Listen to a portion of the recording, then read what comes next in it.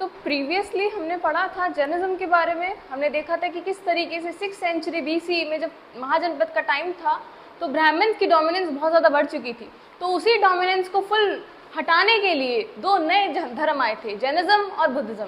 तो इससे previous chapter में हमने जैनिज्म के बारे में पढ़ा था। आज हम पढ़ेंगे बुद्धिज्म के बारे में, जिसके अगर हम बात करें तो बुद्धिज्म दर्शाता है एक्सपीरियंस और क्या कहते हैं टीचिंग ऑफ सिद्धार्थ गौतम, जिनको हम गौतम बुद्ध के नाम से भी जानते हैं, और सिद्धार्थ जो कि हमारे एक क्षत्रिय क्लैन के वंशज थे, जिनका नाम था शाक्य क्लैन।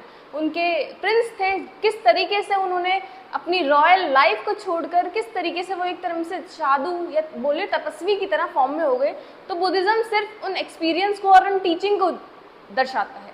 तो आज हम उन्हीं बुद्धिज्म की टीचिंग किसने फाउंड करा तो उनके बारे में जानते हैं। तो हमारा टॉपिक है बुद्धिज्म।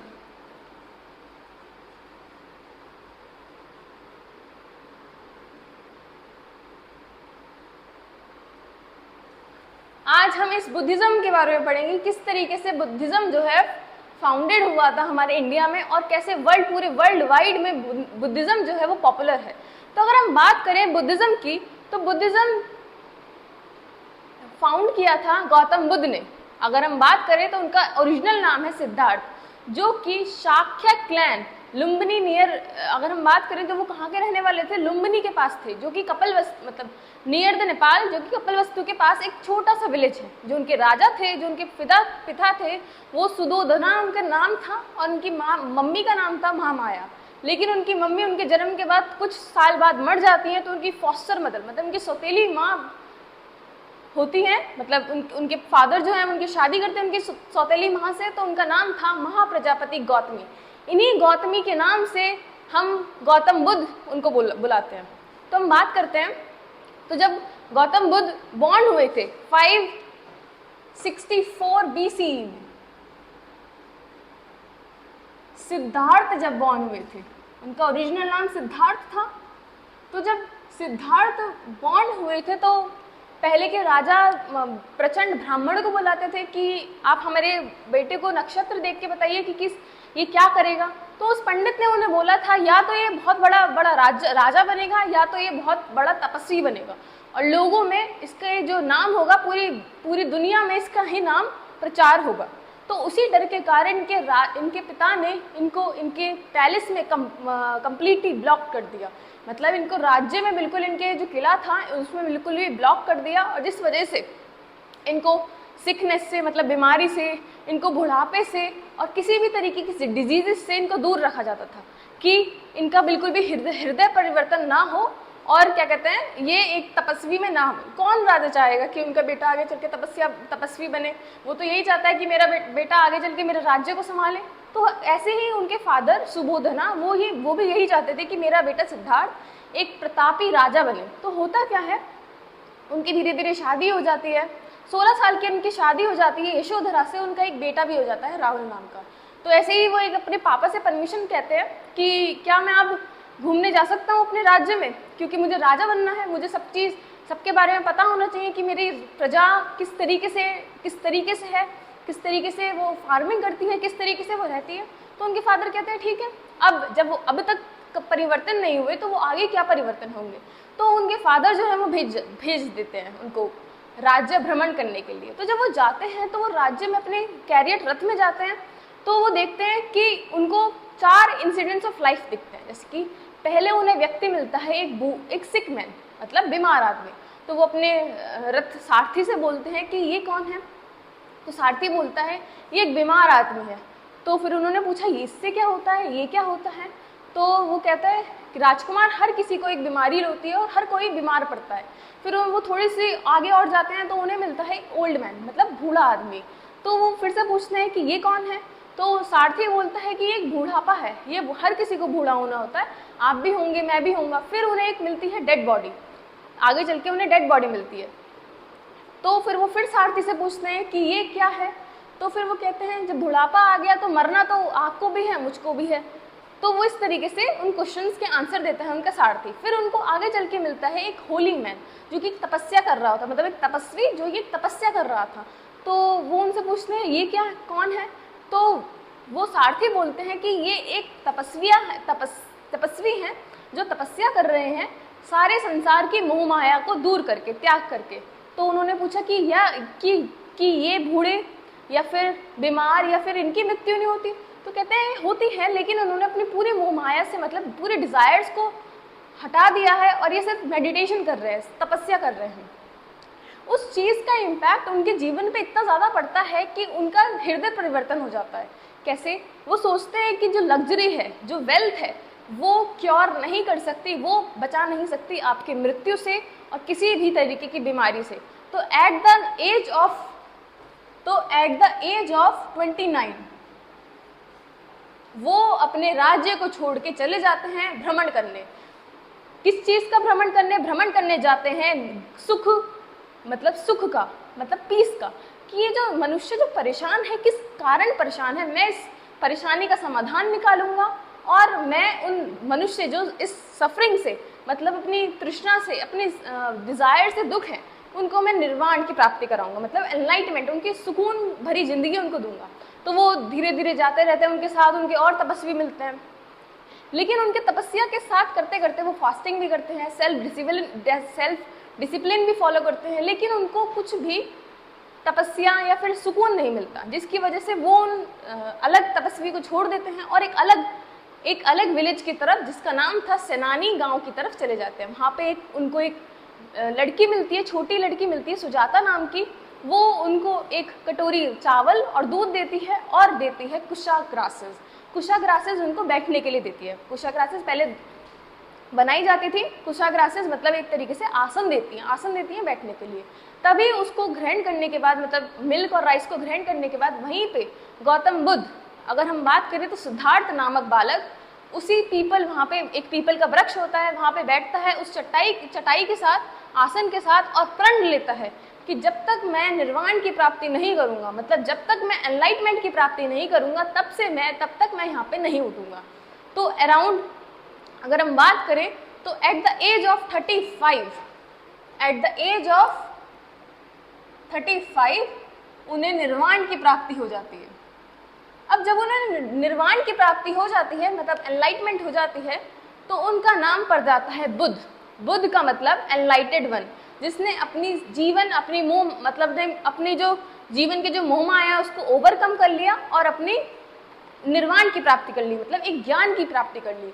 और उसी जिस ट्री के पीपल ट्री के नीचे उन्होंने तपस्या करी थी, उसका नाम पड़ गया बोधि ट्री, मतलब एक प्रचंड, एक बोले तो एक पवित्र बोधि ट्री। और उस रिवर किस रिवर के साइड में करा था, तो उनकी जो रिवर का नाम था वो था निरंजन रिवर के पास उन्होंने एनलाइटमेंट की प्राप्त करी। तो ऐसे बीतता जाता है, टाइम बीतता जाता है, तो वो अपने फर्स्ट सम्मन देने जाते हैं। फर्स्ट सम्मन मतलब होता है अपनी पहला प्रवचन देते हैं सारनाथ यूपी बनारस में। और जिस इवेंट जो होता है उसको बोलते हैं धर्म चक्र परिवर्तन। धर्म चक्र परिवर्तन का मतलब होता है the will to favour in for the low. अब ऐसी वो इस तरीके से परिवर्तन देते रहते हैं और एट द एज ऑफ 80 वो कुशीनारा में अपने प्राण त्याग देते हैं, जिस इवेंट को बोलते हैं महापरिनिर्वाण। तो ये था कि किस तरीके से बुद्धिज्म जो था वो गौतम बुद्ध ने फ्लरिश किया था अपने आप को सेल्फ डिसिप्लिन में रख के और फास्टिंग करके। तो यही इसी बुद्धिज्म के बारे में हम पढ़ेंगे। तो हम पढ़ते हैं कि क्या क्या डॉक्ट्राइन, मतलब अगर हम बात करें तो बुद्धा जो है वो किस चीज़ को फॉलो करने के लिए बोलते हैं हमसे। तो हेडिंग आती है डॉक्ट्राइन ऑफ बुद्धिज्म। डॉक्ट्राइन मतलब होता है सिद्धांत। तो क्या क्या सिद्धांत थे? तो पहला सिद्धांत था सफरिंग, मतलब दुख,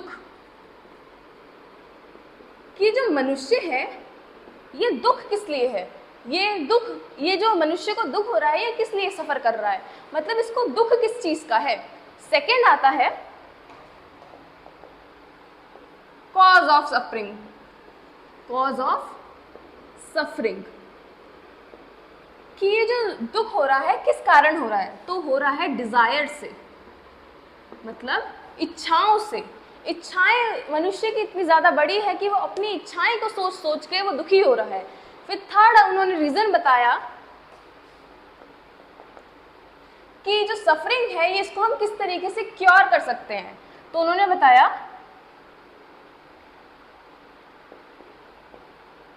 resolve of suffering. Resolve of suffering किससे हो सकते हैं? निर्वाण से।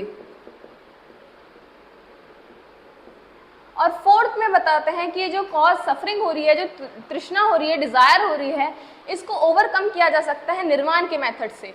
और ये निर्वाण कैसे प्राप्त होगा ये उन्होंने बताया कि ये जो निर्वाण की प्राप्ति होगी ये मिलेगी फॉलो द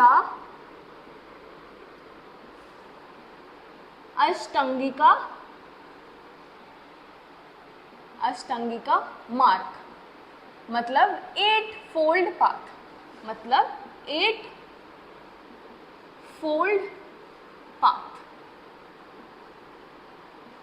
ये 4 जो थे ये कंसिडर्ड होते हैं 4 नोबल ट्रुथ, मतलब 4 जीवन की सच्चाई कि मनुष्य दुख किस वजह से है, उसका जो दुख है वो किस कारण है, उसकी डिजायर के कारण है, और इन डिजायर को किस तरीके से कम करा जा सकता है, निर्वाण के मेथड से कम करा जा सकता है। और अब ये निर्वाण मतलब एनलाइटमेंट कैसे मिलेगा, ये 8 फोल्ड पाथ को प्राप्त करके उसको निर्वाण की प्राप्ति होगी। जैसे कि अगर हम बात करें तो 8 फोल्ड पाथ क्या थे? राइट लाइवलीहुड मतलब अच्छा रहन सहन, राइट एक्शन मतलब अच्छा कार्य, दूसरा था राइट नॉलेज मतलब अच्छा ज्ञान, चौथा था राइट माइंडफुलनेस मतलब एक अच्छे विचार, और पांचवा था राइट फेथ मतलब एक अच्छा विश्वास, और छठा था राइट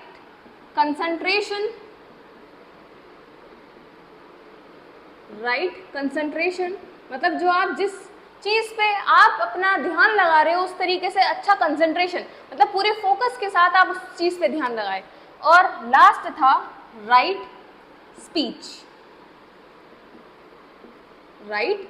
स्पीच मतलब एक अच्छे विचार के साथ आप सुख की प्राप्ति या कह सकते हैं या आप निर्वाण की प्राप्ति कर सकते हैं। ठीक है, ये सारे थे 8 फोल्ड पाथ जिसके बारे में बोलते हैं निर्वाण की प्राप्ति के लिए गौतम बुद्ध।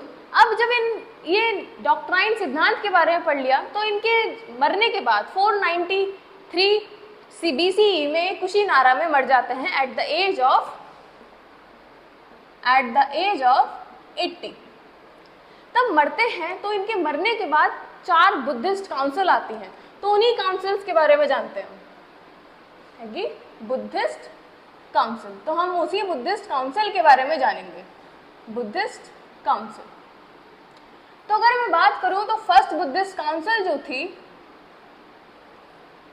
वो राजगिरा में हुई थी, जिसके जो रूलर थे वो थे अजातशत्रु।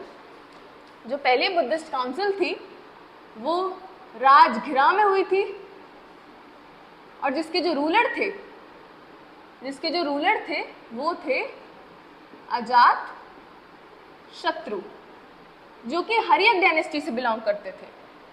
सेकेंड बुद्धिस्ट काउंसिल की अगर हम बात करें तो वो हुई थी, ये उनकी डेथ के एकदम तुरंत हो गई थी 483 BCE में। अगर हम सेकेंड बुद्धिस्ट काउंसिल की बात करें तो ये उनके मृत्यु के 100 साल बाद हुई थी, मतलब ये हुई थी 383 BCE में, जो कि कहाँ हुई थी? वैशाली में हुई थी। और किसने कराई थी? कालाशोक ने। नेक्स्ट आती है थर्ड बुद्धिस्ट काउंसिल जो कि 250 BCE में हुई थी। और कहाँ पे हुई थी? पाटलिपुत्र में हुई थी। और किसने कराई थी अशोक ने। अगर हम फोर्थ बुद्धिस्ट काउंसिल की बात करें तो फोर्थ बुद्धिस्ट काउंसिल हुई थी फर्स्ट CE में और किसने कराई थी? हुई थी कश्मीर में और कराई थी कनिष्क ने। ये 4 बुद्धिस्ट काउंसिल थी जो उस टाइम पे प्रचलित हुई थी after the death of Buddha. तो first Buddhist council, second Buddhist council, third Buddhist council और फोर्थ बुद्धिस्ट काउंसिल।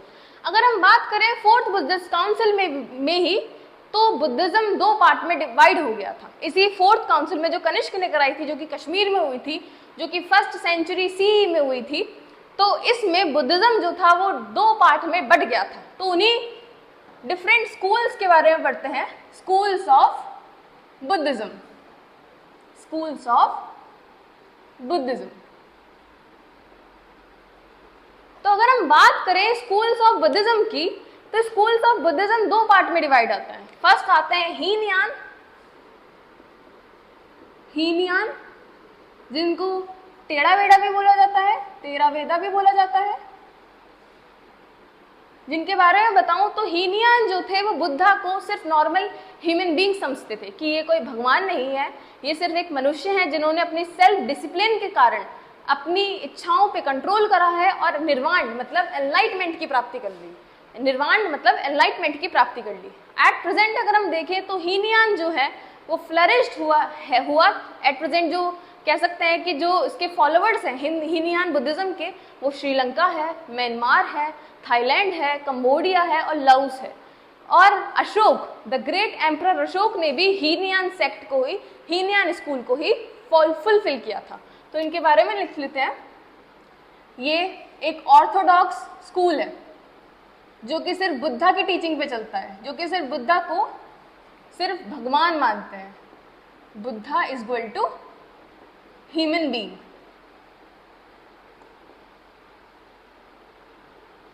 जो कि अशोक ने फुलफिल किया था। सेकंड आता है महायान स्कूल। अगर हम इसकी बात करें महायान की, तो महायान के जो फॉलोअर्स हैं वो बुद्धा को एक भगवान की तरह ट्रीट करते हैं और वो उनकी आइडल वर्शिप करते हैं, मतलब मूर्ति बना के उनकी पूजा करते हैं। अगर एट प्रेजेंट हम महायान के बारे में देखें, महायान के बारे में देखें, महायान स्कूल के बारे में देखें, तो एट प्रेजेंट जो ये स्कूल है जापान, चाइना, कोरिया वाले इस वाले एरिया में पूरे वर्ल्ड वाइड पॉपुलर है, जो कि भगवान को, बुद्धा को गॉड की तरह ट्रीट कर रहे हैं। Buddha is equal to God. और अगर हम इसके फॉलोअर्स की बात करें तो महायान के फॉलोअर्स थे कनिष्क थे और हर्षवर्धन थे। इनके जो फॉलोअर्स थे वो कनिष्क थे और हर्षवर्धन थे। एक और स्कूल उस टाइम पे फ्लरिश हुआ था, वज्रयान। वज्रयान जो कि बोलता था कि जो निर्वाण है, मतलब जो एनलाइटमेंट है, जो एनलाइटमेंट है या आपका जो सुकून है, मतलब जो आपकी आत्मा है परमात्मा से किस तरीके से मिलेगी, वो मंत्रों से मिलेगी।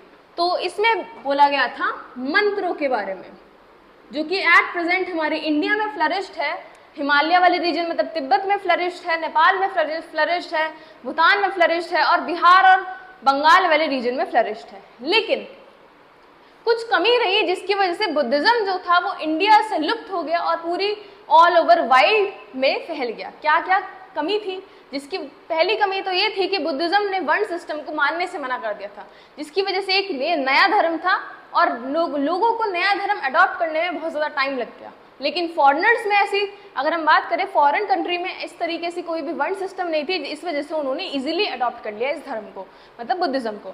दूसरी बात ये थी कि ये लोग भगवान में विश्वास नहीं करते थे। अब जो हमारे यहाँ के जो हिंदुइज्म थे वो लोग क्या, वो तो शुरू से भगवान को मानते हुए आ रहे हैं, तो ये जब भगवान को मानते नहीं थे तो इनको सीधे नास्तिक बोला गया था कि ये लोग भगवान की मानते ही नहीं, ये नास्तिक है, हम इनके रिलीजन को नहीं फॉलो करेंगे। तो इसी यही रीजन था, ये 2 रीजन थे जिसकी वजह से बुद्धिज्म जहाँ से फ्लरिश्ड हुआ था, मतलब इंडिया से इसका बीज बोया गया था और आज भी इंडिया में फ्लरिश्ड नहीं है।